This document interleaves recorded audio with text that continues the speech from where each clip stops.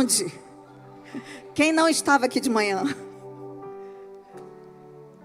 Um bom número, né? Temos outra igreja, glória a Deus.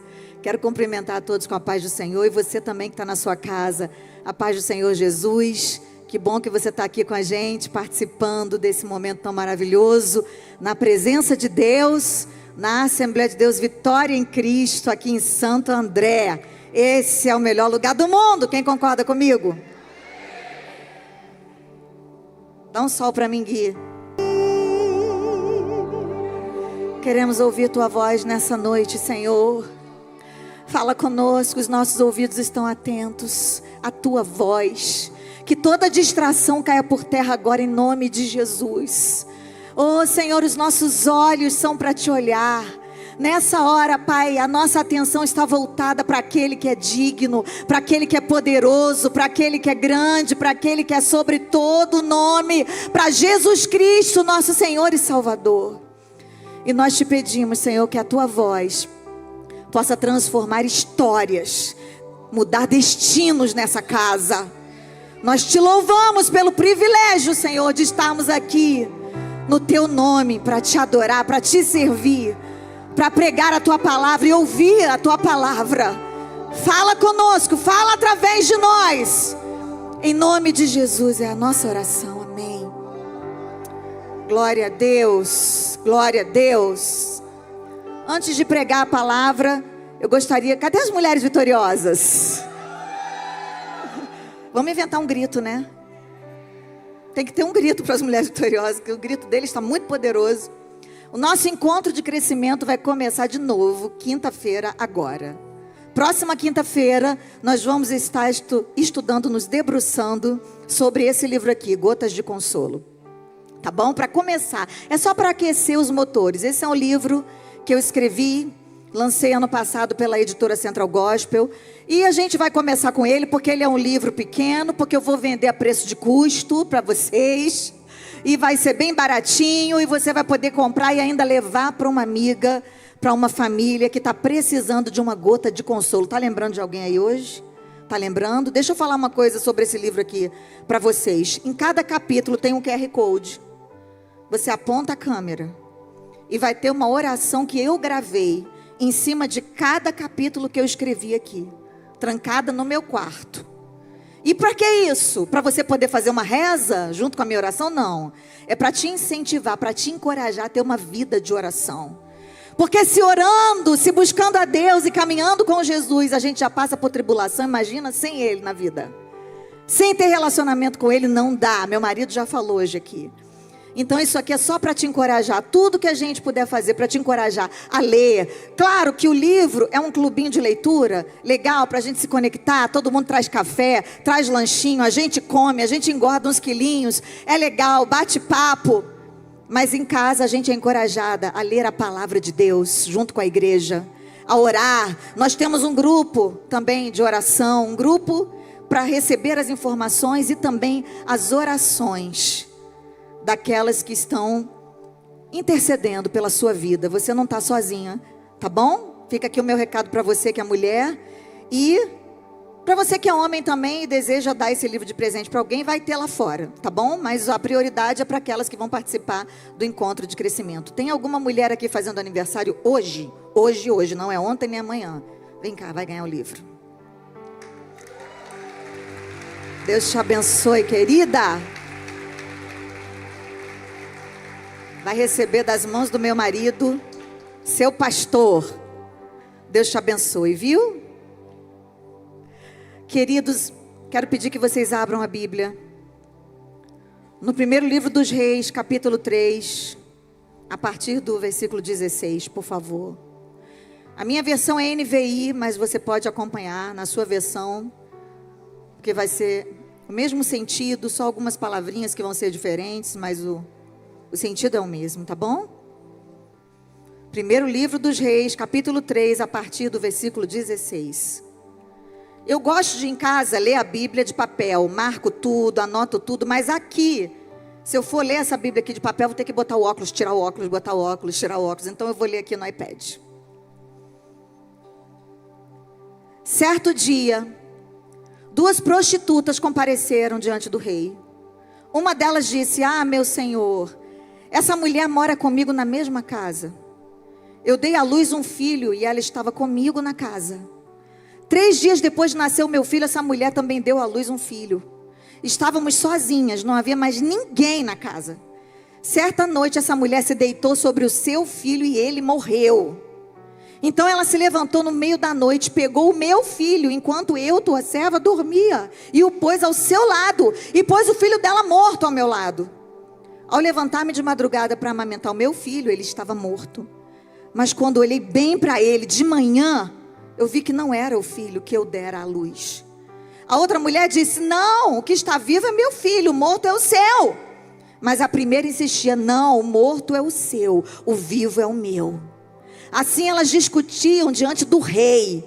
E o rei disse: essa afirma, meu filho está vivo e o seu filho está morto. Enquanto aquela diz: não, seu filho está morto e o meu está vivo. Então o rei ordenou: tragam-me uma espada. E trouxeram-lhe. E ele ordenou: cortem a criança viva no meio e deem a metade a uma e a metade a outra. A mãe do filho que estava vivo, movida pela compaixão materna, clamou: por favor, meu senhor, dê a criança viva a ela, não a mate. A outra, porém, disse: não será nem minha nem sua, cortem-na ao meio. Então o rei deu o seu veredito: não matem a criança, deem-na à primeira mulher, ela é a mãe. E quando todo Israel ouviu o veredito do rei, passou a respeitá-lo profundamente, pois viu que a sabedoria de Deus estava nele para fazer justiça.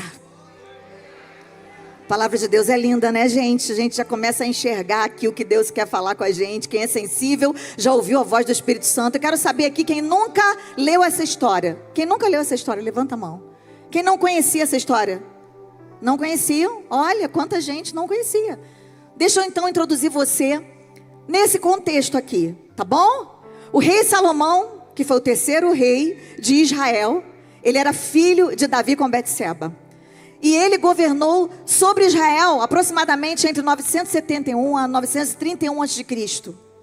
Davi, que tinha 30 anos de idade quando começou a reinar e reinou durante 40 anos, foi um grande rei. Quando ele assumiu, Israel tinha mais ou menos 9.500 metros quadrados, a nação. Quando ele morreu, a nação já tinha 96.500 metros quadrados, 10 vezes mais. 10 vezes maior. E Salomão, seu filho, assume depois que Davi, o homem segundo o coração de Deus, um rei que até hoje é muito comentado em Israel. A gente vai, quem já foi em Israel aqui? Quem profetiza que vai um dia em nome de Jesus? Então, quando a gente vai lá, os líderes, os guias, eles falam muito bem de Davi. A gente tem a estrela de Davi, que é uma referência também lá na nação. E o rei Davi, sem dúvida, foi um rei que marcou demais a história de Israel. E a Bíblia diz que Salomão assume o trono. Então ele está diante de uma grande responsabilidade, que era manter o padrão e ainda fazer com que a nação melhorasse. Ele não podia só manter, ele tinha que ser um rei brilhante, um rei notável. E ainda tinha os seus irmãos brigando pelo trono. Ele teve uma guerra com Adonias antes dele assumir o trono.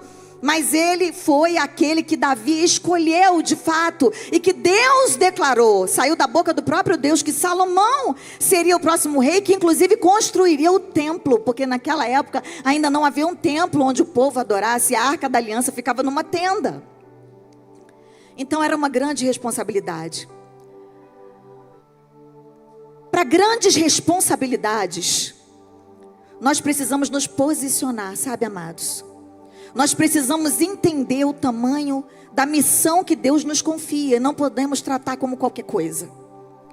Não podemos ignorar a importância daquilo que Deus nos confia. E eu tenho certeza que Deus confiou algo importante na mão de cada um que entrou aqui por essas portas. Sabe o que Salomão fez? Salomão resolveu adorar ao Senhor e entregar a Deus uma oferta. Mas não qualquer oferta. A Bíblia diz que ele subiu até o alto, ele foi até um monte, até o altar onde estava a arca, e ele sacrificou ao Senhor 1000 holocaustos. Já imaginou o trabalho que foi para ele entregar essa oferta para Deus? Não foi uma coisa feita de qualquer forma. Existia um ritual, uma maneira de fazer esse sacrifício. E Salomão entregou essa oferta extraordinária para Deus. E com certeza esse ato, essa atitude moveu o coração de Deus. Porque naquela mesma noite, a Bíblia diz que num sonho, Deus apareceu a Salomão, em Gibeão mesmo. E ele disse assim para ele: peça-me o que quiser e eu darei a você. Quem queria ter um sonho desse aqui, gente? Você queria? Nada mal, né? Deus chegar para você, te dar um cheque em branco, te dar uma folha em branco e dizer: escreve aqui os próximos capítulos da sua vida, como é que você quer que seja. E Salomão respondeu da seguinte maneira. Está na Bíblia, 1 Reis 3, de 5 a 9. E também está no livro de Crônicas. Salomão disse assim: de grande benevolência o Senhor usou para Davi, o meu pai. Ele andou contigo em fidelidade, justiça, em retidão perante a tua face. E tu abençoaste o meu pai. Resumindo, agora Deus, eu estou aqui no lugar do meu pai. Eu não passo de uma criança. Eu não sei como me portar diante desse desafio. O teu servo está aqui, no meio desse povo que elegeste para ser a tua nação, tão numerosa que não se pode contar. Dá, pois, ao teu servo um coração compreensivo para julgar o teu povo. Dá ao teu servo sabedoria para julgar. O que Salomão estava pedindo para Deus era nada mais, nada menos do que capacidade para servir ao reino de Deus. E a Bíblia diz que essas palavras agradaram a Deus. Queridos, essa passagem me leva a fazer a seguinte reflexão: como têm sido as nossas orações? Como tem sido a tua oração? Quando você se ajoelha aqui para orar, na oração de Daniel, 7 da manhã, 3 da tarde, 10 da noite, porque eu quero declarar que todo mundo aqui, se não participou até agora, vai começar hoje, 10 horas, em nome de Jesus. Se eu botar um gravador ali do teu lado, o que eu vou ouvir? Ou melhor, o que Deus vai ouvir sair da sua boca? O que há no teu coração? Qual é o anseio do teu coração? Será que os teus anseios, os teus desejos, eles combinam com a vontade de Deus? Será que os teus desejos, os teus sonhos, eles incluem o reino de Deus? Salomão não estava pedindo algo apenas para ele. Deus ficou tão impressionado, tão feliz, vamos dizer assim, com a oração de Salomão, que ele disse assim: você não me pediu riqueza, você não me pediu longevidade, você não me pediu a morte dos teus inimigos, o que você me pediu foi sabedoria para reinar. Então, porque você me pediu certo, eu vou te dar sabedoria, mas também vou te dar riqueza, eu vou te dar glória, eu vou te dar longevidade. Antes de você nunca houve um rei igual, depois de você nunca haverá alguém igual. E eu estou liberando essa palavra sobre a sua vida, você que tem colocado diante de Deus a tua oração, que não inclui só os teus pedidos, a tua oração que vai além do teu mundo, a tua oração que não fica restrita somente aos teus interesses pessoais, mas é uma oração que intercede pela nação, que intercede pelos irmãos, uma oração que inclui esse bairro, essa cidade, a tua escola, os amigos do teu filho, as pessoas que estão passando por problemas. Eu quero dizer que Deus se agrada da tua oração. E talvez Deus esteja dizendo para alguém aqui: muda a cantiga, eu já sei o que você precisa. Chega de orações repetitivas. Vamos incluir aí nessa oração mais adoração, mais arrependimento, mais quebrantamento. Vamos incluir aí uma intercessão por aqueles que estão ao teu lado, pelos irmãos que precisam. E aproveita e ajuda também a quem você puder. Que Salomão estava aqui pedindo: Deus, eu quero ajudar as pessoas, mas eu não sou capaz. Deus conhece o desejo do seu coração. E o meu desejo é você que está me ouvindo aqui hoje, ou na sua casa, tenha sabedoria para pedir algo a Deus. A Bíblia diz que essa é a confiança que temos nele, que se pedimos alguma coisa segundo a sua vontade, ele nos ouve. Tá, em primeira carta de João, capítulo 5. E o apóstolo Paulo certa vez disse também lá em Romanos 8, que nós não sabemos orar como convém, mas o Espírito intercede por nós com gemidos inexprimíveis. Querido, se nem o apóstolo Paulo, que escreveu 13 cartas do Novo Testamento, sabia orar como convém, imagina eu e você. É o Espírito Santo quem coloca em nós a oração que Deus quer ouvir. E é o Espírito Santo que vai colocar no seu coração a oração que você precisa fazer para Deus. Deus se apresentou para Salomão com um cheque em branco, mas deixa eu dizer, Ele nessa noite também está aqui te dando a oportunidade de fazer a oração que Ele quer ouvir. Faça isso, não saia daqui hoje sem apresentar a Deus a tua causa e peça a Deus: Senhor, me dá sabedoria até para orar. Eu não quero orar de qualquer jeito. Eu não quero fazer da minha oração somente uma lista enorme de pedidos, como se fosse uma reza. Eu quero que a minha oração me conecte contigo, Deus. Eu quero que a minha oração me aproxime de ti. Eu quero ter intimidade contigo. Eu quero ser uma mulher, um homem segundo o teu coração também. Tem alguém aqui comigo para concordar com essa palavra? E chegou o dia de Salomão colocar em prática aquilo que ele tinha pedido a Deus, porque Deus atendeu o seu clamor. Deus liberou para ele a resposta. Deus falou: eu vou fazer como você me pediu. Então Salomão estava debaixo dessa palavra. Só que começou a aparecer desafio. E nós lemos aqui sobre um momento desafiador na vida de Salomão. Diz que 2 prostitutas compareceram diante do rei. Será que eu li direito? Prostitutas? Eu li, amados? Você leu aí na sua Bíblia? Pois é.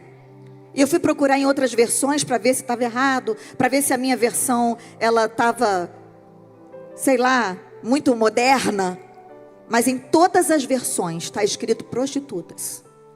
E não havia nenhuma lei moral, civil ou religiosa que permitisse a prostituição em Israel. Não era uma questão cultural. A gente não pode nem dizer, era cultura. Não. Elas eram prostitutas, mulheres que viviam à margem da sociedade, que não tinham direitos, não tinham marido, mulheres sem valor. Provavelmente elas não tinham amigas. Porque quem é que quer ser? Se você é casada, você vai ser amiga de uma prostituta?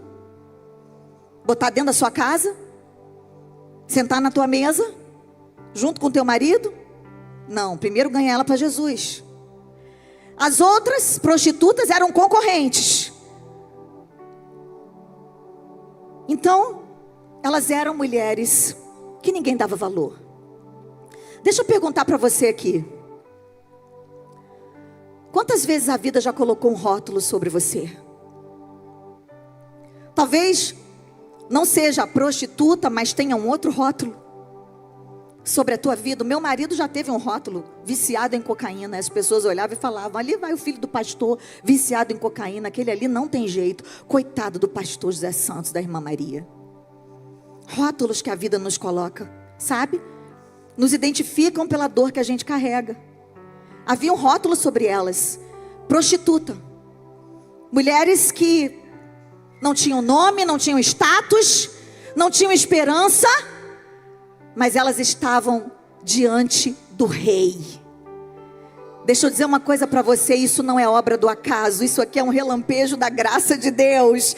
Porque se um rei humano e imperfeito como Salomão parou tudo para julgar a causa de 2 prostitutas e ouviu suas queixas, imagine Jesus, o rei dos reis. A Bíblia diz que toda boa dádiva e todo dom perfeito vem dos céus, do Pai das luzes, em quem não há mudança nem sombra de variação, querido. Se a sociedade rejeita, Deus te resgata. Se o mundo te despreza, Deus te valoriza. Você está diante do trono do rei. E quem está diante do trono do rei dos reis nunca, repita comigo, nunca será invisível. Davi era um dos filhos de Jessé, o pai de Salomão, o filho invisível. Samuel foi lá. Deus ordenou que ele fosse na casa de Jessé para ungir o novo rei, porque ele havia rejeitado Saul. 1 Samuel capítulo 16. Quando Samuel chega lá, Jessé passa com os 7 filhos, 3 do exército, de cara, assim, os 3 primeiros, fortes, musculosos, preparados para a batalha. Até um profeta se enganou. Olhou e falou, certamente é esse, o ungido do Senhor. E Deus falou, não, querido, não olha a aparência, porque Deus vê ao coração. Existem pessoas que são invisíveis aos olhos humanos, mas aos olhos de Deus, elas jamais vão passar despercebidas. Porque Deus vê o coração. E esse invisível, esse Davi, que ninguém dava nada por ele, nem o pai dele, foi justamente quem Deus mandou Samuel ungir para ser o próximo rei de Israel. Querido, você pode ter entrado aqui nessa noite se achando invisível, desprezível. Ninguém te nota, ninguém te vê. O seu talento está aí enterrado. Ninguém está percebendo quem é você. Mas existe um Deus poderoso que te viu, que te achou, que acredita em você. E na hora certa, Ele vai fazer com que aquilo que está no teu coração seja revelado diante do mundo, para a glória do nome dEle. Aleluia. E uma das mulheres disse assim, Senhor, eu e essa mulher moramos na mesma casa. Ela disse para o rei Salomão, eu dei à luz a um filho. Olha que coisa linda, meus amados. Essa mulher, ela chega diante do rei com uma realidade que é dura, mas é a verdade. Olha, rei, eu moro na mesma casa que essa mulher. Nós somos prostitutas. Nós temos a mesma função. Eu não sou melhor do que ela em nada. E eu também não estou aqui para justificar. Eu não estou aqui para amenizar as minhas atitudes. Eu estou aqui de peito aberto, de coração aberto, para te dizer que eu estou tão errada quanto ela, mas o filho é meu. Sabe, quando você se aproxima do Rei dos Reis, não adianta você vir com meias verdades.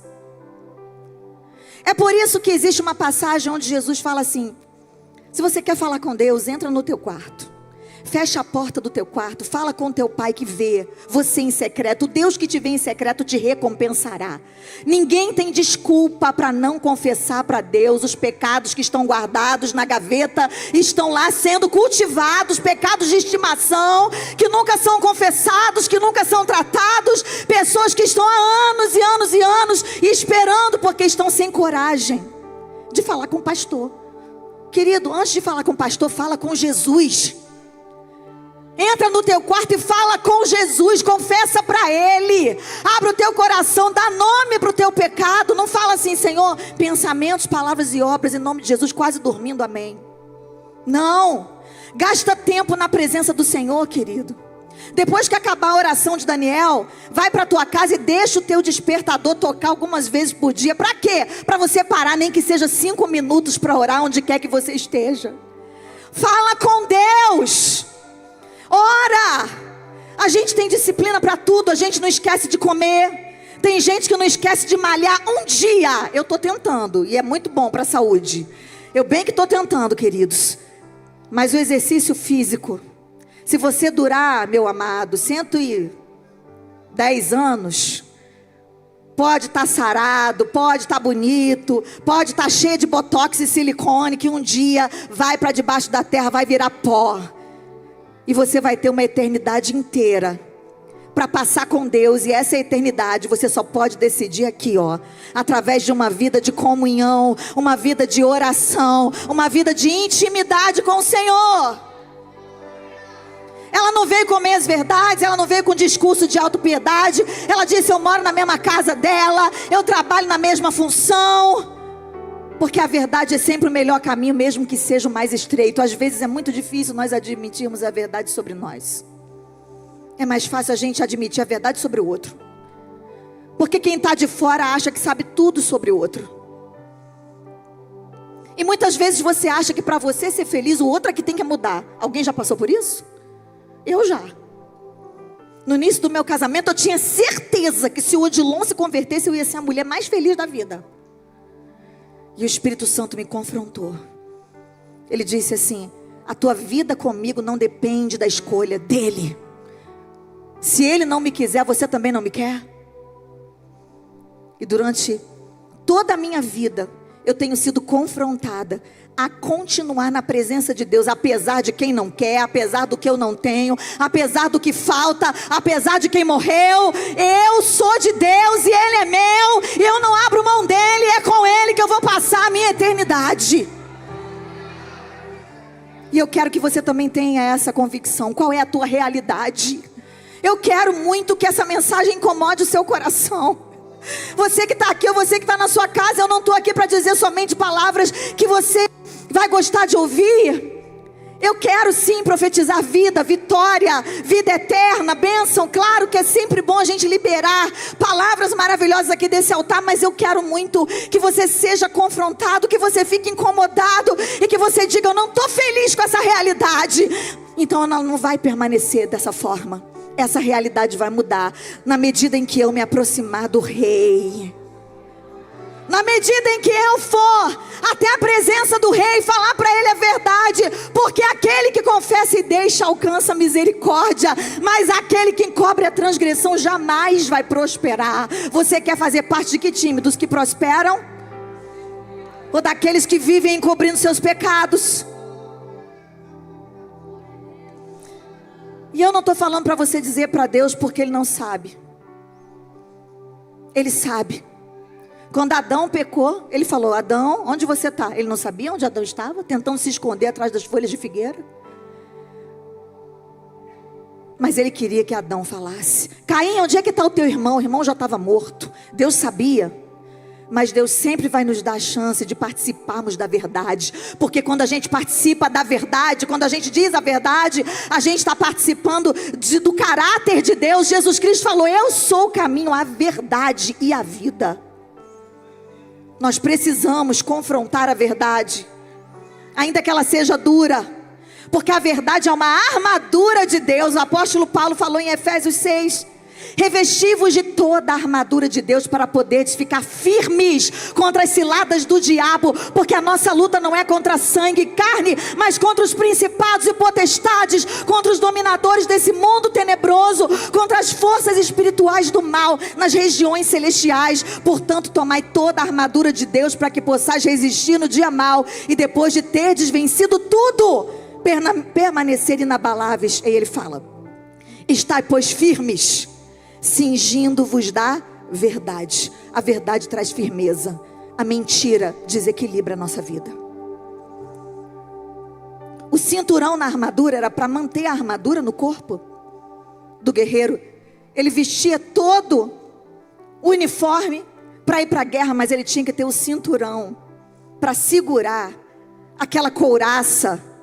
Segurava o escudo, botava o capacete. A sua roupa, ela era sustentada pelo cinturão. Por isso o apóstolo Paulo, ele comparou a verdade a um cinturão.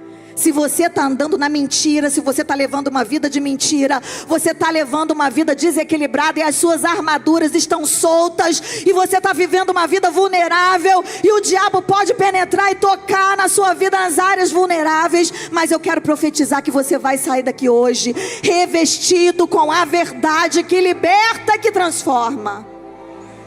Em nome de Jesus. Essa mulher foi lá diante do rei e ela falou a verdade. E ela disse, ela continua dizendo: 3 dias depois de nascer o meu filho, essa mulher, ela também deu luz a um filho. Estávamos sozinhas, não havia mais ninguém na minha casa.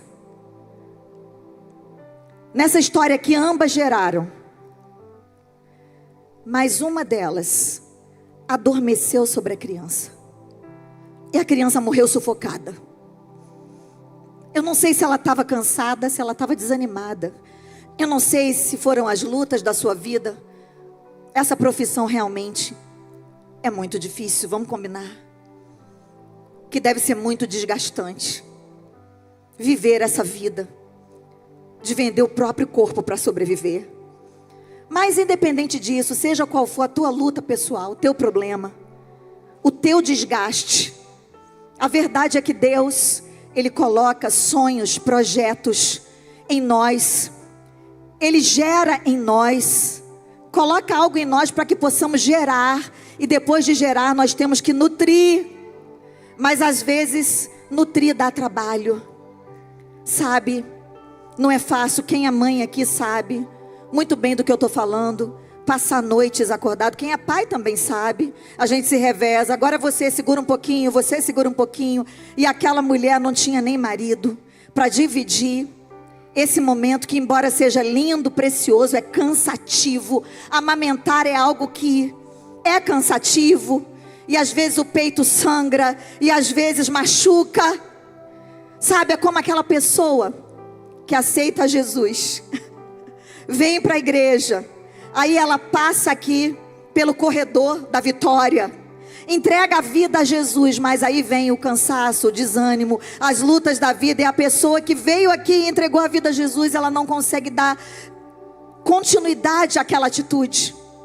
E mesmo com a irmã Mônica e o pastor Alberto ligando todo dia, a pessoa já bloqueia, porque ela não aguenta mais ouvir: vem para a igreja, eu vou ir te buscar se você quiser, porque o inimigo trabalha. E muitas vezes aquela semente que foi plantada, ela é carregada pela chuva, porque ela não penetrou num solo fértil, foi apenas no raso.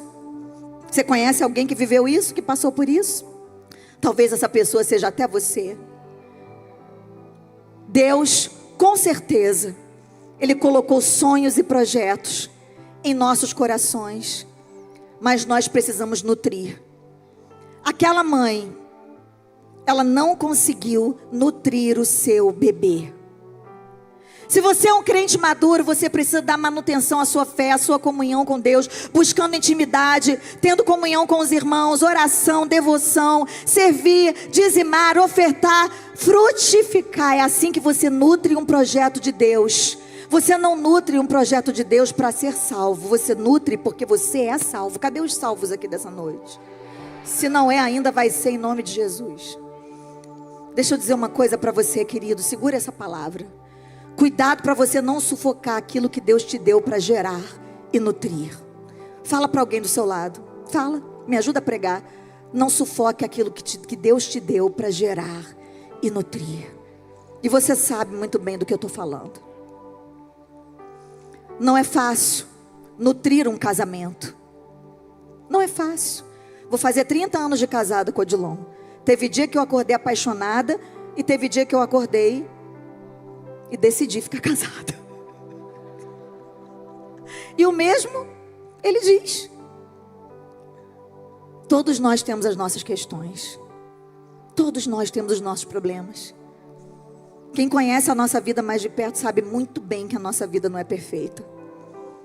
Tem hora que eu dou gabinete aqui para alguma mulher, e ela vem contar a história, ela vem falar de algum problema que ela está enfrentando. Eu falo assim: querida, eu estou vivendo o mesmo dilema, vamos orar juntas? Eu oro por você, você ora por mim. É desse jeito. Mas ela sai com uma palavra de encorajamento: assim como eu tenho conseguido dar conta, você vai dar também. Porque igreja é isso, sabe? A gente precisa estar disposto a nutrir a comunhão. A nossa igreja, ela caminha debaixo de 4 pilares: unidade, visão, autoridade e palavra. E nós precisamos estar o tempo todo colocando isso lá em cima. Unidade da igreja. Vamos ler a palavra de Deus juntos. Quem está lendo a palavra de Deus aqui todos os dias? Não deixe de ler a palavra, como Deus tem falado comigo. Foi lendo a palavra em unidade com a igreja que o Senhor me deu essa palavra aqui para pregar. Leia a palavra, ore com o povo, participe das campanhas, venha tomar santa ceia, venha para a casa de Deus. Você que está desanimado, anime-se hoje no Senhor.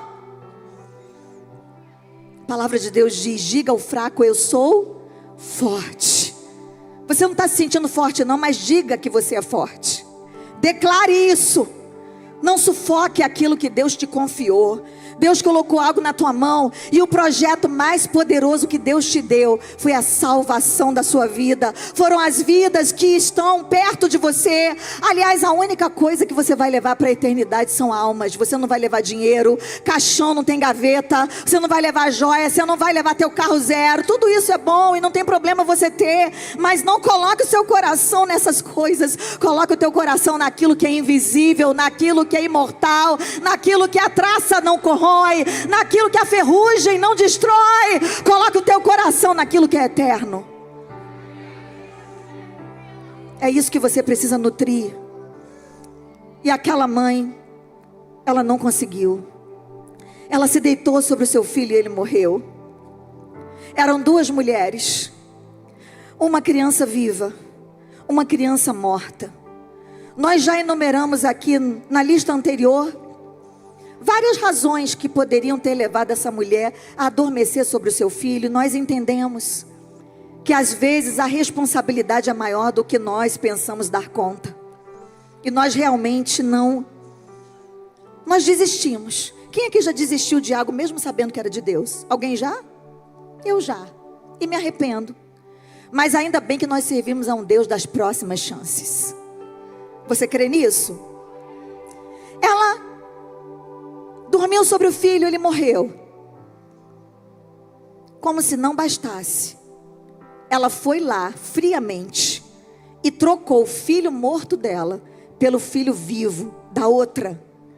Isso não foi um acidente.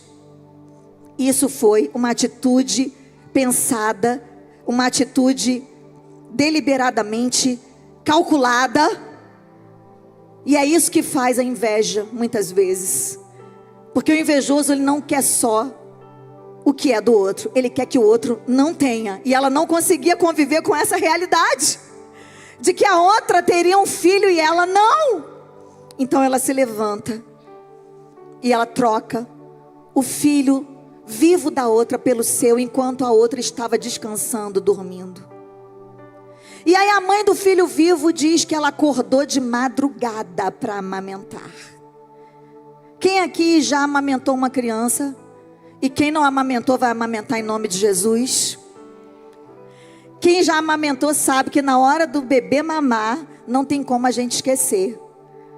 Porque o peito enche, né? Quem é a mãe aqui? Não é verdade? Uma vez eu deixei o Mateus com a minha mãe, e ele era bebezinho, devia ter uns 3 meses. E eu fui cantar, atender uma igreja, comecei a fazer as agendas, era o comecinho do ministério. E quando eu estava na igreja, os irmãos deram lugar, irmãos. Teve culto, teve uns 10 convidados cantando uma música, teve 3 indo da harpa, teve a coreografia, teve o coral. Era muita gente cantando e aí o culto passou do horário e chegou a hora de amamentar. E eu estou lá distraída, esperando a minha hora de cantar, subo no púlpito, na hora que eu estou no púlpito, minha roupa começa a ficar toda molhada. Eu achei que ia dar tempo, mas não deu. E ali todo mundo sabia que eu estava amamentando. Tudo bem que eu passei uma vergonha, ninguém filmou, porque não tinha YouTube na época, nem Instagram. E eu cheguei em casa correndo para amamentar o meu neném. E eu lembrei daquela passagem quando Deus diz que ainda que uma mãe pode uma mãe se esquecer do seu filho que mama? Pode? Desse jeito, com o peito vazando, enchendo? Não. Mas ainda que ela se esqueça, todavia, eu não me esquecerei de você. O Senhor está falando para Israel, mas nós somos o Israel de Deus e nós podemos tomar posse dessa palavra. Essa mãe acordou de madrugada para dar mamar para o seu filho. Não tinha luz elétrica. O máximo que devia ter era uma lamparina.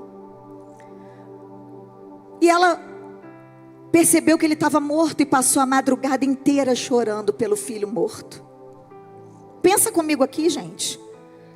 Passou a noite inteira chorando, achando que o filho dela tinha morrido. Mas a Bíblia diz que quando amanheceu, ela percebeu que o filho não era o dela.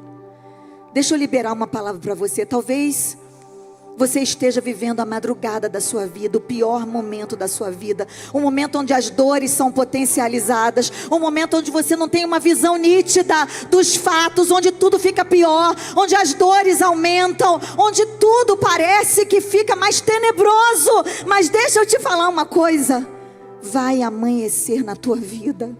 E Deus vai te dar um olhar nítido. Deus vai te dar uma visão nítida sobre a tua realidade. Talvez o inimigo esteja usando essa madrugada que você está vivendo, que é um momento difícil, todos nós vivemos momentos tenebrosos na nossa existência, e nós achamos que a vida se resume a isso. E agora, Deus, o filho morreu, o projeto acabou, o teu sonho já era. Senhor, o que vai ser do meu ministério? O que vai ser do meu casamento? O que vai ser dessa promessa que tu me fizeste? Foi tudo por água abaixo, morreu. Não é não, é porque está de madrugada. Choro dura uma noite, mas a alegria, canta, ela vem pela manhã. Vai profetizando aí. Eu creio. Isso, declare, declare. O choro dura uma noite.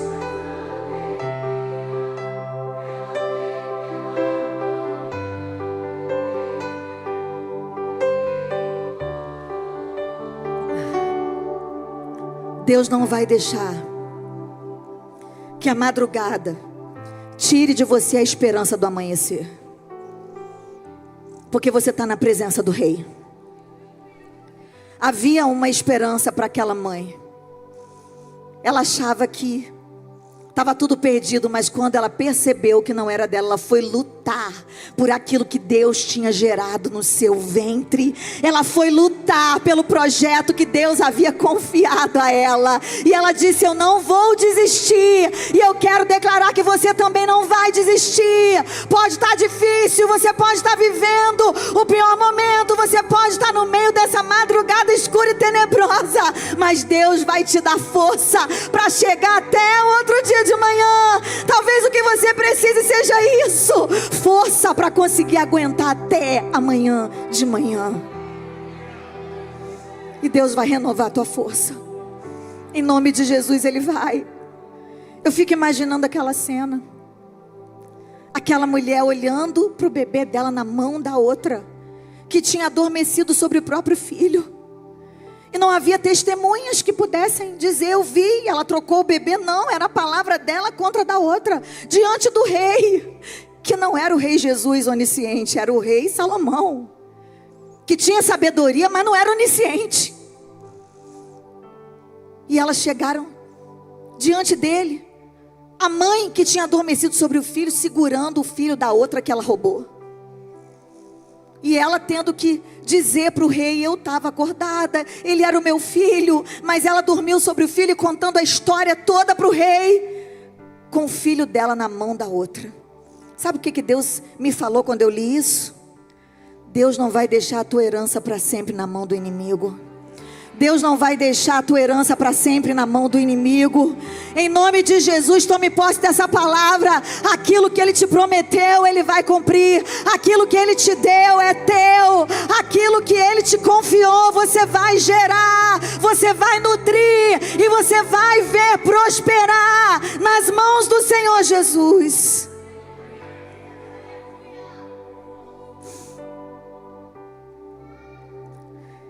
Oh, Jesus.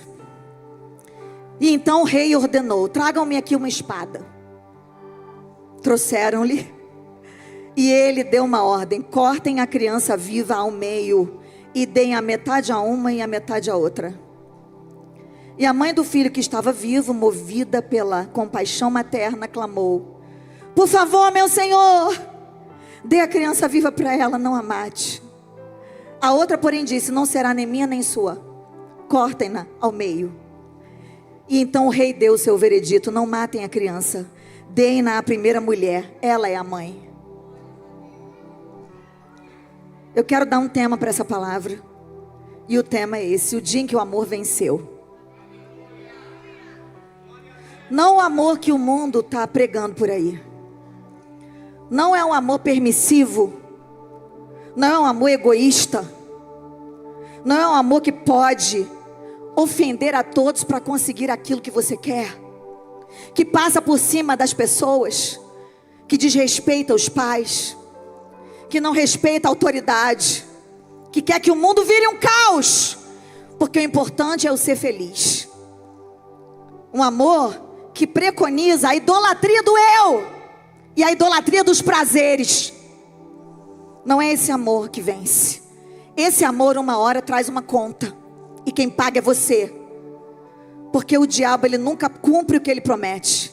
Ele te promete que é pegando todas e bebendo da 1 até a 51 que você vai ser feliz. E experimentando tudo que o mundo tem. Porque afinal de contas, a vida é uma só. Quem já ouviu isso? Pois é. Depois a conta chega. E quem tem que ficar no canto chorando e amargando a ausência de Deus na vida é você que fez essa escolha. Mas hoje você está aqui diante do rei. E o rei deixou um livre acesso.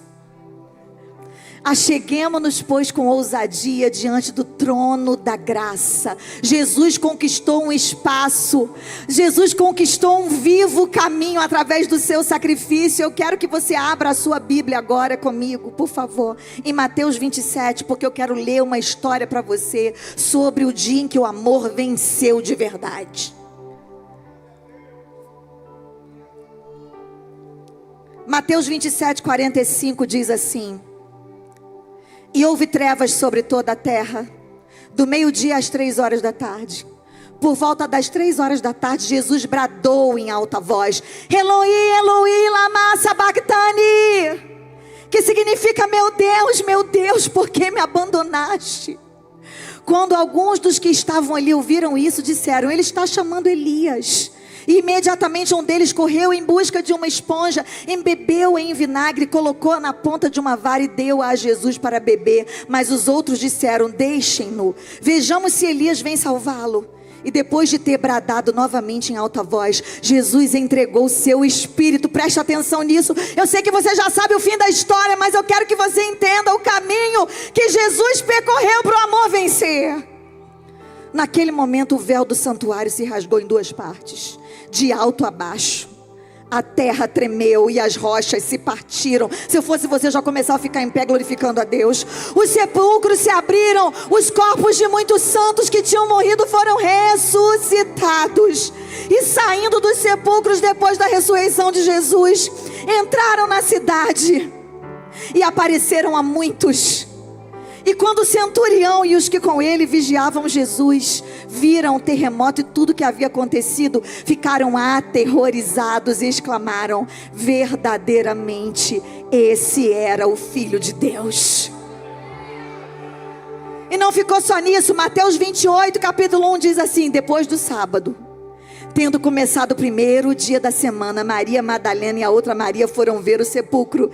E termina dizendo assim: e o anjo disse às mulheres: não tenham medo, sei que vocês estão procurando Jesus que foi crucificado. Ele não está aqui, ele ressuscitou. Quem pode glorificar esse Deus nessa noite? Esse Deus que está vivo. Aleluia, você pode glorificar ao Rei dos Reis, porque definitivamente o amor venceu. O amor venceu. Que diremos, pois, acerca dessas coisas? Se Deus é por nós, quem será contra nós? Aquele que nem mesmo ao seu próprio Filho poupou, antes o entregou por nós, como não nos dará juntamente com ele todas as demais coisas? Quem nos separará do amor de Deus? Será a tribulação, a fome, a nudez, o perigo, a espada? Pois como está escrito: fomos reputados à morte todos os dias, como ovelhas para o matadouro. Mas em todas essas coisas somos mais do que vencedores por aquele que nos amou. O amor venceu. Nada pode nos separar desse amor. Nem a morte, nem a vida, nem os anjos, nem os principados, nem as potestades, nem o presente, nem o porvir, nem a altura, nem a profundidade, nem qualquer outra criatura podem nos separar desse amor. E esse amor que está em Cristo Jesus é um amor que venceu. Ele não está lutando com o diabo para vencer, ele já venceu. Nós é que temos que vencer os nossos desafios, e sem ele é impossível. Por isso que eu quero fazer um convite para você que está aí na sua casa, para você que está aqui na igreja. Eu quero dar oportunidade para você acessar o trono do rei, a presença do rei. Eu já disse aqui, vou repetir: se Salomão, que era um rei cheio de defeitos, abriu espaço para 2 mulheres aos olhos humanos desprezíveis, e invisíveis aos olhos humanos chegarem na sua presença com uma causa, isso é apenas um vislumbre do que o Rei dos Reis está disposto a fazer por nós. Nós também nos prostituímos quando nós abandonamos a presença do Senhor, quando nós resolvemos seguir a nossa vida, quando nós achamos que éramos autossuficientes. Um dia também andamos desgarrados, como ovelhas que não têm pastor. Mas a grande maioria aqui um dia veio por esse novo e vivo caminho, entregou sua vida a Jesus. E é por isso que nós estamos aqui reunidos hoje como igreja.